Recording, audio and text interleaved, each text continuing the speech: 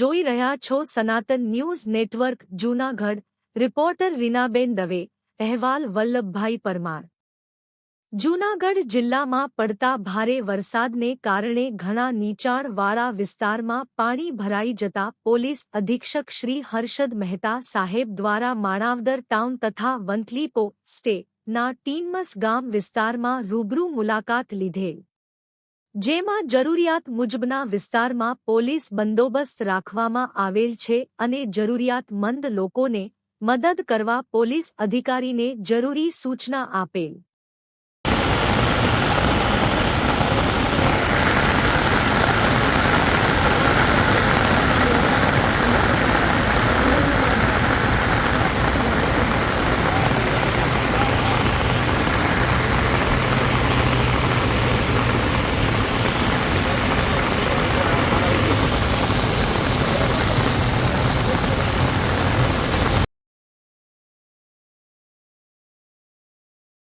જૂનાગઢ જિલ્લાના ભેસાણ તાલુકાના રોડ રસ્તાઓ બિસ્માર હાલતમાં નાયબ ઇજનેર આર.એમ. માળીના પાપે 2 જિલ્લા પંચાયત સદસ્યોએ રાજીનામાની ચીમક ઉચ્ચારી।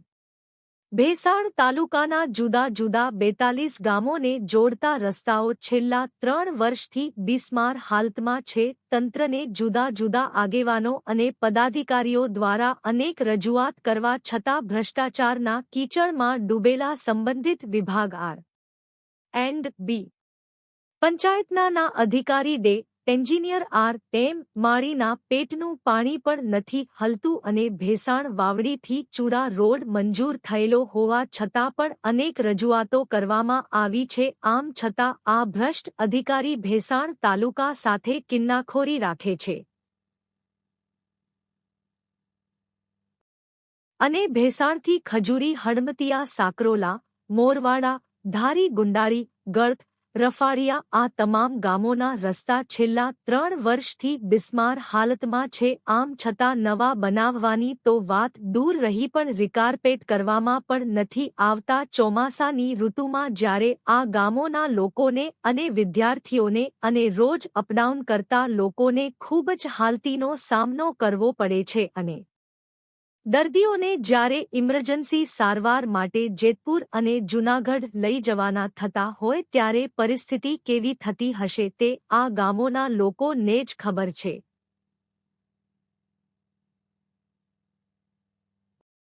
અને ચૂડાથી ધારી ગુંદાળી રોડ પર ક્યારેય પણ કોઝવે બનાવવામાં નથી આવ્યો। આમ છતાં પણ ત્યાં ચેતવણીના બોર્ડિંગ લગાવેલા છે અને ચૂડાથી ગળથ રોડ પર આવેલ નાલાની હાલત પણ ખૂબ જ બિસ્માર છે અને ગમે તે સમય અકસ્માત સર્જાય તેમ છે। આમ છતાં ત્યાં પણ રિપેરિંગ કરવાને બદલે માત્ર ચેતવણીના હોર્ડિંગ લગાવવામાં આવ્યા છે। આમ ભેસાણ તાલુકાના આ ગામોના લોકો તંત્રની ઘોર બેદરકારી અને ભ્રષ્ટાચારી અધિકારીઓનો ભોગ બની રહ્યા છે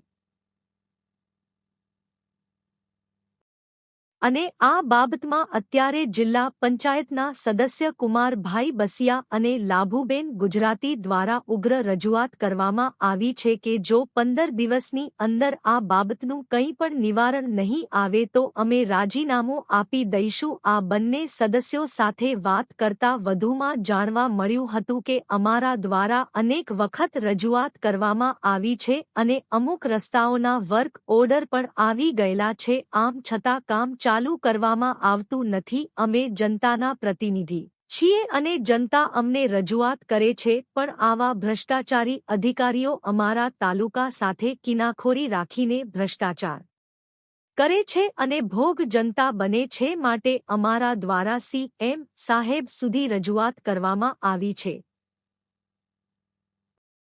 અને આ બાબતોનું જો 15 દિવસમાં નિરાકરણ નહીં લાવે તો અમે રાજીનામા આપવાની ફરજ પડશે।